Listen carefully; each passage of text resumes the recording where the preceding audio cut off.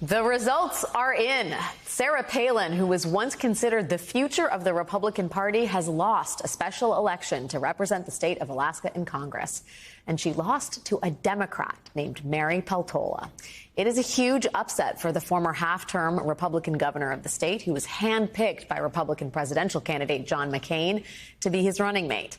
Democrat Mary Peltola will be the first Alaska Native in Congress and the first woman to represent Alaska in the House of Representatives, taking the at-large seat that was once occupied by the late Republican Congressman Don Young, who held it for 50 years.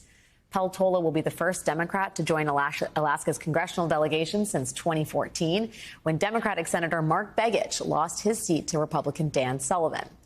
So how did this happen? How did a Democrat win in deep red Alaska?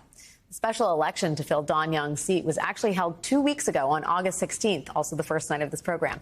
It was the first time Alaska used a ranked choice voting system in which voters rank their candidates in order of preference. And when candidates are eliminated, the votes that would have gone to them are instead redistributed to the next ranked candidate that the voters preferred. Going into today, Democrat Mary Peltola was leading with about 40% of the vote, Sarah Palin at 31%, and Begich at 28%. Not a single candidate had won a majority of the vote. So the race went into an instant runoff election in which the last place candidate, Nick Begich, was nixed, and his voters were redistributed to Peltola or Palin. In case you were wondering, yes, Alaska will still use the ranked choice voting process in November's midterm elections. Joining me now is Mark Leibovich, staff writer for The Atlantic and author of Thank You for Your Servitude, Donald Trump's Washington and the Price of Submission. Well, this seems sort of like maybe the price of submission has been called for in this race. Mark, I mean, Sarah Palin, I must read her statement after her loss this evening. Ranked choice voting was sold as the way to make elections better, reflect the will of the people. As Alaska and America now sees, the exact opposite is true. Though we're disappointed in this outcome, Alaskans know I'm the last one who will ever retreat. Instead, I'm going to reload. Because what would a concession statement be without a gun metaphor? Mark, why do you think Sarah Palin lost tonight?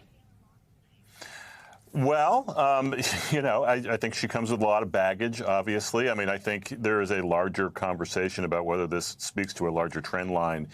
In the midterms, I mean, I think since the Dobbs decision, Democrats have overperformed in a number of races now. I mean, obviously, Sarah Palin is a, she's a we talked about this during the break, and I'm going to get it right. She's a sui generis character, right? She is not necessarily representative of your generic congressional candidate in another district somewhere in the country. But having said that, I mean, it's a really troubling trend line and result for Republicans in this, these last few weeks, partly because it's also another celebrity kind of quasi-freak show candidate that comes from the Trump tradition, the Trump mold, that voters seem to be showing time and time again they're pretty sick of. So that's got to be problematic also. But bottom line, I mean, this seat's been red since about like 1620 or whenever, and now it's flipping blue. So that's a bottom line good night for the Democrats. I mean, Nick Begich, her opponent, is saying that she lost not because of ranked choice voting, but because her unfavorable rating is so high.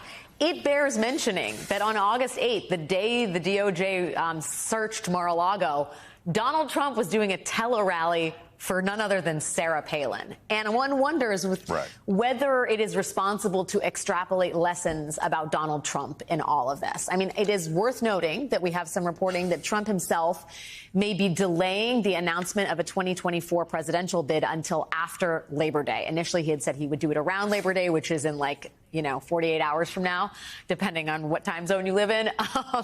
Do you think that it is wise? Do you think it is wise to try and find a lesson about Trump in all of this and in all of the swirl? I will say.